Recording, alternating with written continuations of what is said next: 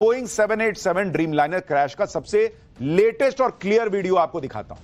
इससे आपको पता चलेगा कि टेक ऑफ के फौरन बाद क्या हुआ था।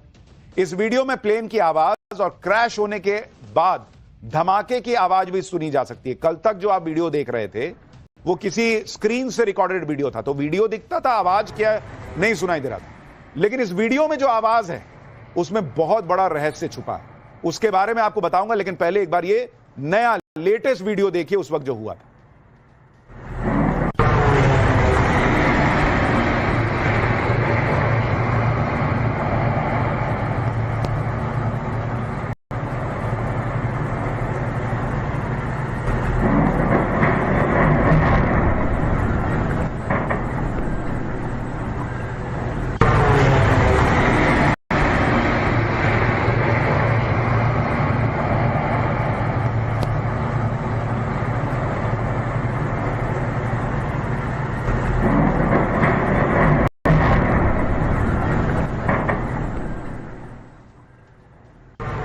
अब ये वीडियो कई एक्सपर्ट्स का कहना है कि बहुत अहम वीडियो है।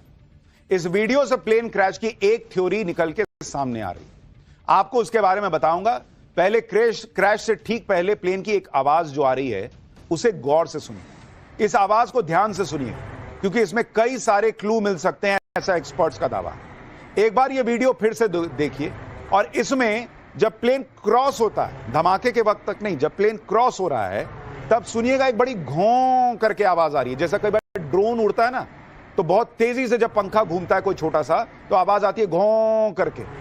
उस तरह की एक घों करके आवाज आ रही है। जरा एक बार उसको सुनिए, फिर आपको बताता हूं ये आवाज क्या हो सकती है, एक्सपर्ट्स क्या कह रहे हैं।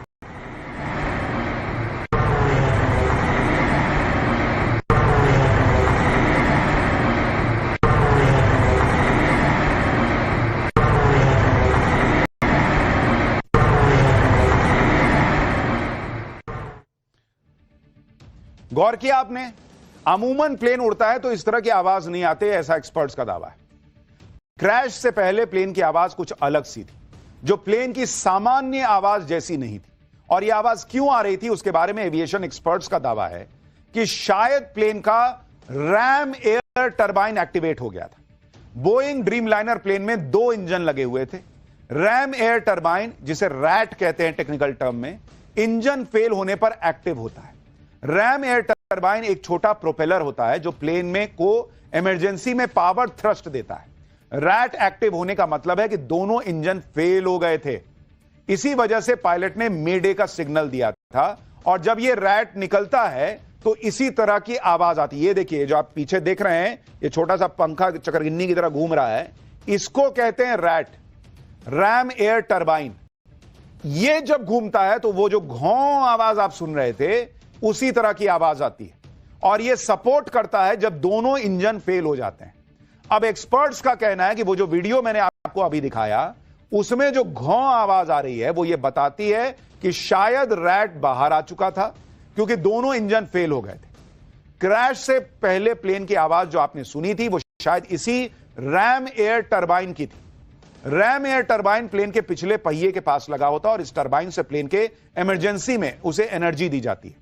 एविएशन एक्सपर्ट्स का कहना है कि रैम एयर टरबाइन के एक्टिव होने का मतलब है कि प्लेन का इंजन फेल हो चुका था, इंजन को पावर नहीं मिल पा रही थी। रैम एयर टरबाइन की मदद से पहले भी कई बार प्लेन की सुरक्षित लैंडिंग कराई जा चुकी है। कल क्यों नहीं हो पाई, यह अलग प्रश्न है। लेकिन आप तस्वीर देखिए, यह जापान एयरलाइन का एक passenger plane ram air turbine की मदद से लैंड हो रहा है। लैंड होते समय आप इस प्लेन की भी आवाज सुनिए। जब आप इस वीडियो को देखेंगे और आवाज को सुनेंगे, जो आवाज आप इस वीडियो में सुनेंगे वही आवाज आपको लगेगा कि अहमदाबाद प्लेन क्रैश के पहले उस प्लेन से भी आ रही थी। जरा इसको सुनिए एक बार।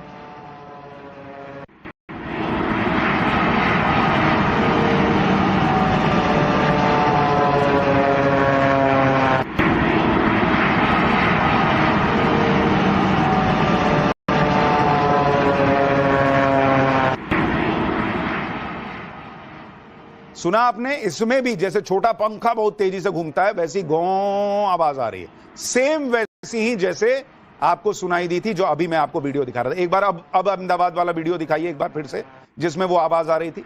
फिर मैं आपको एक और वीडियो दिखाऊंगा। अब दोनों आवाज को मैच करके देखिए, जिससे आपको पता चलेगा कि वही आवाज जो अभी आपने इसमें सुनी वही आपको अहमदाबाद में भी सुनाई दे रही थी, या उस हादसे के वक्त सुनाई दे रही थी या नहीं? एक बार सुनिए जरा उसको।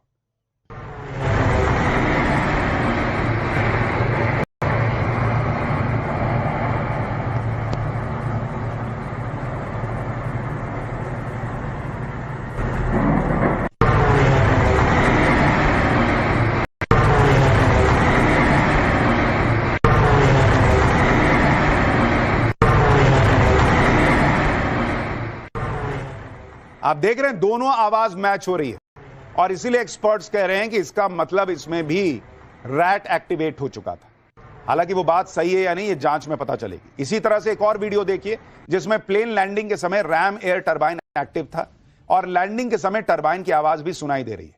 इसी तरह का एक और वीडियो देखिए। अच्छा, उसको बाद में आपको सुनाऊंगा। लेकिन अब प्रश्न यह भी है कि अगर रैट एक्टिवेट हुआ था जैसा कुछ एक्सपर्ट्स दावा कर रहे हैं, तो भी प्लेन को थ्रस्ट क्यों नहीं मिला और वो जो है वो ढंग से लैंड क्यों नहीं कर पाया?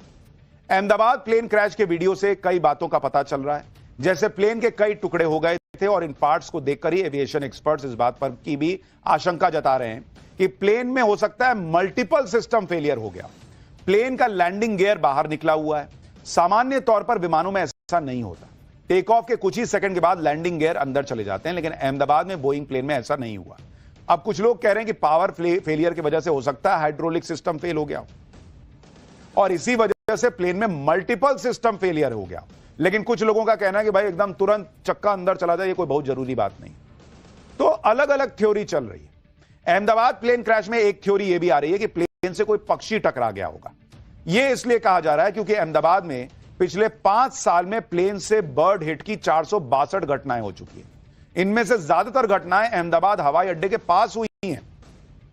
इन आंकड़ों के आधार पर लोग चर्चा कर रहे हैं कि क्या प्लेन से कोई पक्षी टकरा गया था, जिसके कारण प्लेन टेक ऑफ से पहले ही क्रैश हो गया। हालांकि इस थ्योरी में भी दम नहीं दिखता, क्योंकि अगर प्लेन से पक्षी भी टकराएगा तो कुछ हलचल तो होगी, पायलट को पता तो चलेगा, टकराने के बाद कुछ धुआं तो निकलेगा। ऐसा थोड़ी है कि पक्षी टकराया, प्लेन धप गिर गया। 30 सेकंड में प्लेन थोड़ी जमीन पे क्रैश हो जाएगा कि प्लेन पक्षी टकराया और धप से नीचे चला गया। और एटीसी भी देखता है भाई कि वहां पक्षी उड़ रहे हैं नहीं उड़ रहे हैं, उसके बाद बोलता है कि चलो टेक ऑफ कर लो। तो यह थ्योरी भी बहुत लोगों को सही नहीं लग रही कि भाई पक्षी टकराया हो। प्लेन क्रैश क्यों हुआ, इसको लेकर एक और थ्योरी टेम्परेचर को लेकर चल रही है कि तापमान और प्रेशर भी वजह हो सकता है। कहा जा रहा है कि अहमदाबाद में गर्मी ज्यादा थी कल, इसलिए प्लेन टेक ऑफ नहीं कर पाए। कुछ लोग ऐसा भी कह रहे हैं। कल अहमदाबाद में 100 फ़ारेनहाइट यानी 37-38 डिग्री सेल्सियस का तापमान था। ज्यादा गर्मी से टेक ऑफ में दिक्कत होती है, इंजन कम थ्रस्ट जनरेट करते हैं, गर्मी में हवा की डेंसिटी कम होती है, प्लेन को लिफ्ट करने में दिक्कत होती है। लेकिन बॉस, ये थ्योरी भी सही नहीं लग सकती, क्योंकि तापमान देश के कई इलाकों में बढ़ा हुआ था, लेकिन वहां तो प्लेन आराम से टेक ऑफ हो रहे थे। 37-38 डिग्री तापमान गर्मियों के मौसम में भारत में बहुत सामान्य सी बात है। दिल्ली में तो कल 47-48 डिग्री का मामला था।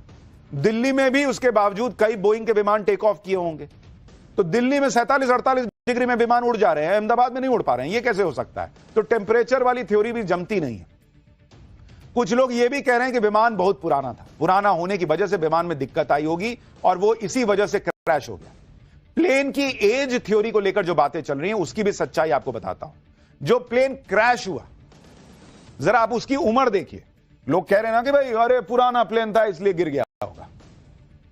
प्लेन की उम्र अगर आप देखेंगे, जो क्रैश हुआ बोइंग 787, जो क्रैश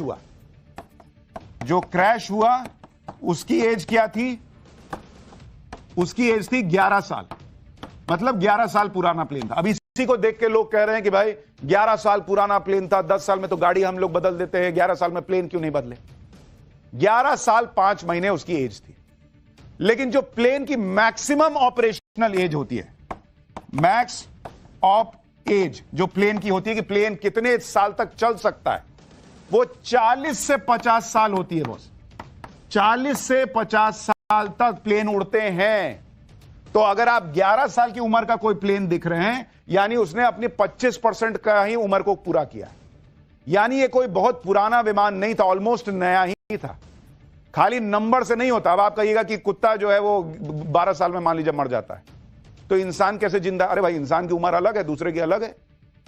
प्लेन आपकी कोई कार नहीं है जो रगड़ कर चलाई जाए तो 5 साल में बहुत खराब हो जाती है, 10 साल में खटारा होने लगती है।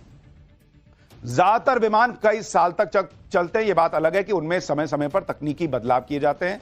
विमान महंगे भी आते हैं तो उनका रखरखाव भी उसी हिसाब से होता है। तो इसलिए विमान पुराना था, यह थ्योरी भी यहां पर खत्म हो जाती है कि भाई पुराना प्लेन था इसलिए क्रैश हो गया। प्लेन क्रैश की किस थ्योरी में कितनी सच्चाई है अब इसका पता जल्दी ही लग जाएगा, क्योंकि अहमदाबाद में क्रैश हुए बोइंग 787 ड्रीमलाइनर का ब्लैक बॉक्स मिल चुका है। सूत्रों के मुताबिक प्लेन मलबे से ब्लैक बॉक्स को रिकवर कर लिया गया है। AAIB यानी एयरक्राफ्ट एक्सीडेंट इन्वेस्टिगेशन ब्यूरो ने ब्लैक बॉक्स मिलने की पुष्टि भी कर दी है, जो इस खौफनाक प्लेन क्रैश की असल वजह से पर्दा उठा सकता है। हालांकि इसका नाम ब्लैक बॉक्स है लेकिन होता ऑरेंज कलर का है। इस ब्लैक बॉक्स में प्लेन का पूरा डेटा मौजूद होता है, जिससे पता चल सकता है कि आखिर उड़ान भरते ही एयर इंडिया की फ्लाइट अचानक आसमान से नीचे क्यों आ गई। क्योंकि पैसेंजर प्लेन हो, आर्मी जेट हो, हेलीकॉप्टर हो, सब में ब्लैक बॉक्स लगा होता है, जो फ्लाइट के ग्राउंड पर खड़े रहने से लेकर उड़ान तक का पूरा डेटा रिकॉर्ड करता है। ब्लैक बॉक्स को तकनीकी भाषा में FDR यानी फ्लाइट डेटा रिकॉर्डर कहा जाता है। 50 के दशक में जब पहली बार प्लेन में ब्लैक बॉक्स का इस्तेमाल हुआ, उस वक्त उसकी भीतरी दीवारों को काला रखा जाता था। यह फोटो फिल्म की मदद से रिकॉर्ड होने वाले डेटा को सुरक्षित रखने के लिए होता था। रोशनी पड़ने पर यह फोटो फिल्म खराब हो जाती थी, इस वजह से इसे ब्लैक बॉक्स कहा जाने लगा। इसके नाम के साथ भले ही ब्लैक लगा हो, लेकिन असल में यह बॉक्स ऑरेंज कलर का होता है, ताकि क्रैश की स्थिति में चमकीले रंग की वजह से इसे ढूंढने में आसानी हो। ब्लैक बॉक्स स्टील और टाइटेनियम से बना होता है, ताकि बड़े से बड़े हादसे और आग लगने पर भी इसे नुकसान न पहुंचे। इसकी मजबूती के बारे में भी आपको आगे बताऊंगा। ब्लैक बॉक्स में कई तरह के सिग्नल, बातचीत और तकनीकी डेटा रिकॉर्ड होते रहते हैं। ब्लैक बॉक्स में 2 तरह के रिकॉर्डर होते हैं। पहला FDR यानी फ्लाइट डेटा रिकॉर्डर। ये कई सारे डेटा जैसे प्लेन की स्पीड, ऊंचाई, प्लेन का वर्टिकल मोशन, उड़ान के ट्रैक को रिकॉर्ड करता है। इसके साथ ही ये इंजन की जानकारी जैसे फ्यूल का फ्लो, थ्रस्ट जैसी जानकारियां भी स्टोर करता है। इसके अलावा फ्लाइट कंट्रोल, प्रेशर, फ्यूल जैसे करीब 90 तरह की डेटा की 24 घंटों से अधिक की रिकॉर्डेड जानकारी फ्लाइट डेटा रिकॉर्डर में स्टोर रहती है। दूसरा CVR यानी कॉकपिट वॉइस रिकॉर्डर। यह नाम के मुताबिक कॉकपिट में पायलट और उसके सहयोगियों के साथ होने वाली बातचीत और कॉकपिट की दूसरी आवाजों को रिकॉर्ड करता है। यह रेडियो में हो रही उन बातों को भी रिकॉर्ड करता है जो कॉकपिट और ATC यानी एयर ट्रैफिक कंट्रोलर के बीच होती है। अगर ट्रैफिक कंट्रोल वो ग्राउंड स्टाफ होता है जो फ्लाइट एयर ट्रैफिक कंट्रोल वो ग्राउंड स्टाफ होता है जो फ्लाइट को उड़ाने में पायलट की मदद करता है। यह रेडियो के जरिए पूरी उड़ान के दौरान पायलट के संपर्क में रहता है। अब यह भी समझना जरूरी है कि भयानक से भयानक हादसों में भी प्लेन का ब्लैक बॉक्स कैसे सेफ रहता है। भाई सब जल गया, ये क्यों नहीं जला? इसे जिस स्टील और टाइटेनियम से बनाया जाता है उस पर 1100 डिग्री सेल्सियस तक की गर्मी का कोई असर नहीं पड़ता। यही नहीं, समंदर में करीब 6000 मीटर तक की गहराई के दबाव का भी इस पर कोई असर नहीं होता। यह इतना मजबूत होता है कि 20,000 फीट की ऊंचाई से गिरने या फिर महीनों तक समंदर में डूबे रहने के बावजूद इसमें मौजूद डेटा सेफ रहता है, सुरक्षित रहता है। ब्लैक बॉक्स को किसी भी प्लेन के पिछले हिस्से यानी टेल सेक्शन में रखा जाता है, क्योंकि हादसे के वक्त प्लेन के इस हिस्से का सबसे कम नुकसान पहुंचता है। लोगों को जितनी हैरानी इस प्लेन क्रैश पर हो रही है, उतनी ही हैरानी इस बात पर भी हो रही है कि इतने भयंकर प्लेन क्रैश में कोई आदमी कैसे जिंदा बच गया। अहमदाबाद प्लेन क्रैश में सिर्फ एक पैसेंजर जिंदा बच पाया। रमेश विश्वास कुमार नाम के पैसेंजर का बचना किसी चमत्कार से कम नहीं। आज प्रधानमंत्री मोदी ने भी अहमदाबाद के अस्पताल में प्लेन क्रैश के इकलौते सर्वाइवर से मुलाकात की। सुनिए पीएम मोदी से मुलाकात पर प्लेन क्रैश में जिंदा बचे रमेश कुमार विश्वास ने क्या बताया। सर ने पूछा कि कैसे हुआ, तो मैंने उसके बारे में बताया और सब हाल चाल पूछा सब। और मेरे नजरों के सब सामने हुआ था। मेरे खुद को भी बिलीव नहीं होता कि मैं कैसे उसमें से जिंदा बाहर निकला, क्योंकि थोड़ा टाइम के लिए तो मेरे को लगा था कि मैं भी मरने वाला हूँ, लेकिन जब मेरी आँख खुल के मैं देखा ना तो मुझे लगा मैं जिंदा हूँ। तो मैंने ट्राई किया, जब मेरी सीट थी तो मेरी बेल्ट निकाला, मैंने वो ट्राई किया जहाँ से निकल सकता वहाँ से, तो मैं निकल गया वहाँ से। मेरे सामने नजरों के सामने एयर होस्टल और दूसरे आंटी अंकल सभी उसमें मिस हो गए थे सभी। यानी जो व्यक्ति बच गया वो भी कह रहा है कि मुझे नहीं पता मैं कैसे बच गया। कुछ लोग कह रहे थे कि अरे इसने जो है इमरजेंसी डोर खोल के कूद गया। मतलब लोग भी अजब अजब बात करते हैं सोशल मीडिया पे। प्लेन उड़ा है, अभी 30 सेकंड नहीं हुआ है, उसको पता चल गया कि प्लेन गिरने वाला है, और इमरजेंसी डोर क्या है? आपके घर गाड़ी का दरवाजा थोड़ी कि खोले कूद गए। पहले उसका एक शील्ड हटता, पहले अपना सीट बेल्ट खोलिएगा, फिर उठिएगा, फिर एक शील्ड हटाइएगा, फिर उसको खोलिएगा, फिर उसको घुमा के ऐसे टेढ़ा करके निकालना पड़ता है। ये क्या है, टॉम क्रूज के फूफा बैठे हैं कि गए और कूद गए करके निकल गए? फिल्म की कहानी चल रही है? नहीं भाई, वो खुद बता रहा है कि मैं तो बैठा ही हुआ था। अब शायद उस तरफ उतना इंपैक्ट नहीं हुआ और उधर का प्लेन का हिस्सा टूट गया और ये निकल के बाहर चला गया, तो वहां से बच गया। इतने भयंकर हादसे में रमेश विश्वास कुमार कैसे जिंदा बचे, ये हमने आपको बताया था कि रमेश विश्वास कुमार की सीट 11A थी, जो प्लेन के इमरजेंसी गेट के पास थी। ये देखिए, एविएशन एक्सपर्ट भी कहते हैं कि इमरजेंसी गेट के पास की सीट सबसे सुरक्षित होती है। इमरजेंसी गेट के पास सीट होने की वजह से रमेश की जान बच गई। हालांकि रमेश विश्वास को अभी तक खुद यकीन नहीं हो पा रहा कि वो इतने भयानक हादसे में जिंदा बचे। अच्छा, एक चीज और देखिए, अब ये नहीं है कि कल से एकदम मारामारी कर दीजिएगा कि भाई मैं तो इमरजेंसी डोर के पास वाली सीट मिलेगी तो ट्रैवल करूंगा, तो नहीं करूंगा। इमरजेंसी डोर के पास भी और लोग भी बैठे थे, उसमें से सिर्फ रमेश जी बचे हैं। तो सिर्फ उस डोर के पास बैठ जाने से आप बच जाएंगे, ये कोई गारंटी नहीं है। इसीलिए इसको चमत्कार कहा जा रहा है कि वो बच गए। लेकिन आप सुनिए वो खुद क्या बता रहे हैं। मैं जो साइड पे था ना, वो साइड हॉस्टल पे नहीं लैंड हुई थी।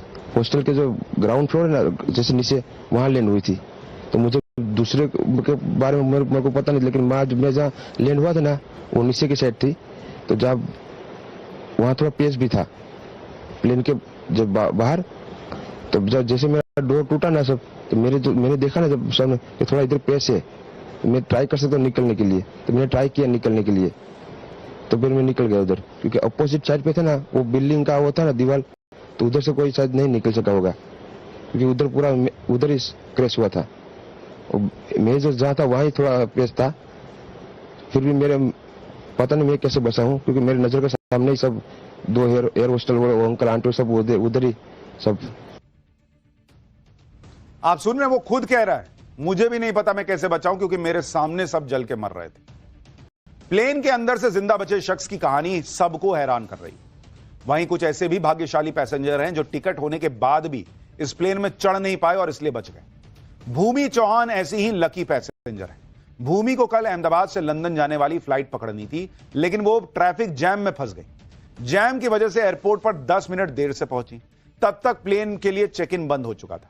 भूमि ने हाथ पैर जोड़े, लेकिन प्लेन के अंदर नहीं जा पाई। आप सोचिए इन्होंने इस वक्त कितना कोसा होगा स्टाफ को कि 10 मिनट तो लेट हुई हूं, क्या होगा अगर मैं चली जाऊंगी, ये वो पूरी बहसा बहसी हुई होगी या कुछ तो झड़प हुई होगी। आज उनको लग रहा होगा कि बाप रे बाप, जिन्होंने जिन स्टाफ ने मुझे अंदर नहीं जाने दिया, वो उनको भगवान की तरह दिख रहा होगा। वो मजबूरी में वापस लौटी और आज भूमि और उनके परिवार वाले इस बात से खुश हैं कि नहीं लौटती तो आज वो भी नहीं बचती। इस बात का दुख भी है कि इतने सारे लोगों को अपनी जान गंवानी पड़ी। सुनिए भूमि ने क्या बताया।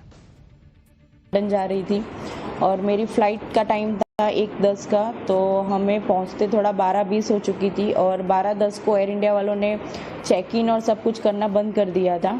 मैं वहां पे चेक इन के गेट पे पहुंचने के बाद मैंने उनसे रिक्वेस्ट भी किया कि अभी 10 मिनट ही थोड़ा लेट हुआ है, तो मुझे जाने दो, जो भी इमिग्रेशन और वो होगा मैं फटाफट से सब क्लियर कर दूंगी। लेकिन उन्होंने और वो उनकी सीनियर स्टाफ भी आए थे, उन सब से मैंने रिक्वेस्ट की, लेकिन वो तीनों जन ने मुझे वापस ही भेज दिया कि नहीं मैडम, अभी 10 मिनट की आपकी लेट की वजह से हम लोग को और 15 मिनट लेट हो सकता है। तो फिर इसलिए मुझे रिटर्न होना पड़ा था। हालांकि बाकी लोग इतने लकी नहीं थे और यह प्लेन क्रैश इन लोगों के परिवारों के लिए बहुत बड़ी ट्रेजेडी बनकर आया। प्लेन क्रैश में जो लोग मारे गए उनमें गुजरात के पूर्व मुख्यमंत्री विजय रूपाणी भी थे। विजय रूपाणी ने पीएम मोदी के साथ सालों साल गुजरात में काम किया था। पीएम को यकीन ही नहीं हो रहा है कि विजय रूपाणी अब इस दुनिया में नहीं है। विजय रूपाणी के परिवार से प्रधानमंत्री ने आज मुलाकात की, उन्हें हिम्मत दी। पीएम मोदी ने कहा कि विजय भाई रूपाणी जी के परिवार से मिला, यह अकल्पनीय है कि विजय भाई हमारे बीच नहीं, मैं उन्हें दशकों से जानता हूं। आगे पीएम मोदी ने लिखा कि हमने कंधे से कंधा मिलाकर काम किया, जिसमें सबसे चुनौतीपूर्ण समय भी शामिल है। विजय भाई विनम्र और मेहनती थे, पार्टी की विचारधारा के प्रति पूरी तरह प्रतिबद्ध थे।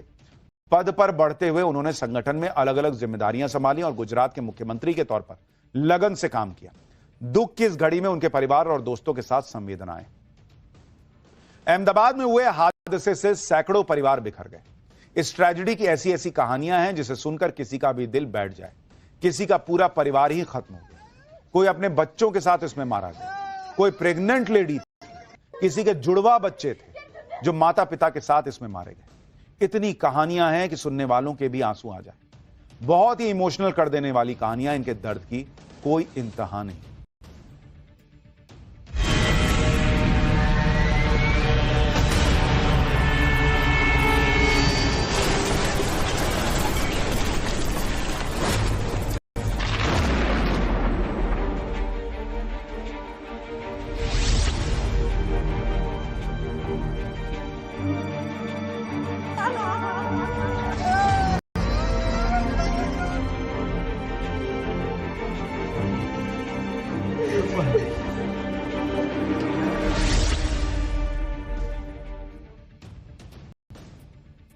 अहमदाबाद में जो हादसा हुआ उसमें 1 मिनट से भी कम का वक्त लगा। लोगों को चीखने तक का मौका नहीं मिला। लेकिन हादसे के बाद जो लोग पीछे छूट गए, उनकी चीखें, उनका दर्द अब हमेशा के लिए। बड़ोदरा के रहने वाले भाविक माहेश्वरी के घर में मातम पसरा हुआ। भाविक के पिता और दादा का रो रो कर बुरा हाल। पिता की हालत देखकर तो मोहल्ले के लोगों की हिम्मत नहीं हो रही कि सांत्वना देने भी जाएं तो कैसे। भाविक के दादा को अपने पोते को याद कर करके वो इतना रो रहे हैं कि उनकी तबीयत को लेकर लोग परेशान हो जाते हैं। भाविक माहेश्वरी की उम्र 25 साल थी। सोचिए, जिस घर में 3 पीढ़ियां हो, ये है भाविक, उसमें सबसे छोटा बच्चा चला जाए तो दादा पर, पिता पर क्या बीतेगी। भाविक की कहानी सुनेंगे तो आप भी भावुक हो जाएंगे। भाविक लंदन में रहकर पढ़ाई कर रहे थे। कोर्ट मैरिज करने ही बड़ोदरा आए थे। उन्हें 2 दिन पहले ही कोर्ट में उन्होंने शादी की थी, 2 दिन पहले, और शादी के बाद अकेले ही लंदन जा रहे थे। भाविक का इस दिवाली में धूमधाम से शादी का प्रोग्राम फिक्स था। भाविक ने शादी के बाद पत्नी के साथ लंदन में बसने का प्लान भी बनाया था। लेकिन ना तो दिवाली आई और ना इस घर में मुझे लगता नहीं कि दिवाली बन पाएगी। सोचिए, भाविक से जिसकी शादी हुई थी उसके ऊपर क्या बीत रही होगी। 2 दिन पहले कोर्ट मैरिज हुई। राजस्थान के बालोतरा के रहने वाली खुशबू की कहानी भी रुला देने वाली है। तस्वीरों में खुशबू अपने पिता के साथ बेहद खुश दिखाई दे रही है। खुशी इस बात की थी कि वो लंदन में अपने पति के पास जा रही थी। खुशबू के पति लंदन में डॉक्टर हैं और दोनों की शादी 4 महीने पहले, अभी 4 महीने पहले, इसी 18 जनवरी को हुई थी। इसी के बाद से परिवार में खुशी का माहौल था। खुशबू पहली बार अपने पति के पास लंदन जा रही थी। ऐसा है, मुझे पता है, यही इंसानी फितरत है, तुरंत से 10 चीजें दिमाग में आती हैं। लेकिन कभी कभी ऐसे घटनाक्रम जो होते हैं ना, वो अंदर से हिला देते हैं। सोचिए,